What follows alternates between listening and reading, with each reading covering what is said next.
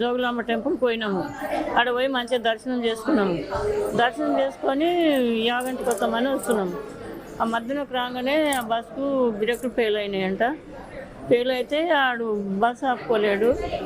ఇది పోయి ఇట్లా దానికి గోడ గుద్దుకొని బస్సు ఆగపట్టుకుని మేము దిగి సేఫ్టీగా ఉన్నాం. కానీ ఇక లేకపోతే ఈ యాగంటికి వస్తున్నాము. Bus private bus.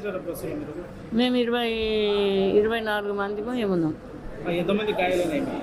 అందరికి జరిగినాయి దెబ్బలు. హఠాత్తుగా ఇట్లా వచ్చింది కదా బస్సు, ఇట్లా మొత్తం ఇట్లా తిరిగి ఇట్లా వచ్చింది.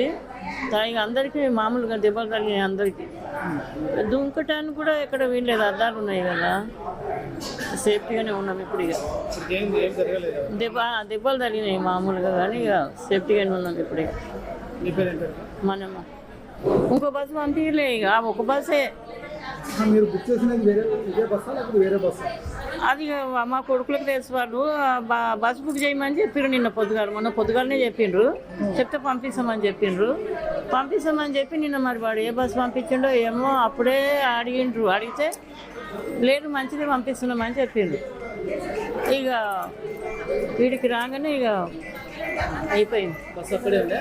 బస్సు అక్కడనే ఉంది. ఇంకా అది ఇల్లు ఎక్కడ వెళ్తుంది ఆ బస్సు? ఆ గుట్ట మీద ఆడ మొత్తం దిగుతాను రన్నింగ్లో. ఆడ యాగంటి మనం మీదికెళ్ళి దిగుతున్నాం కదా కిందికి, అక్కడ జరిగేది. అది ఇట్లా అది అడ్డం వచ్చి పట్టుకుని, కానీ లేకపోతే చాలా ఇబ్బంది అయ్యేది పని. చరిత్ర సృష్టించినోడు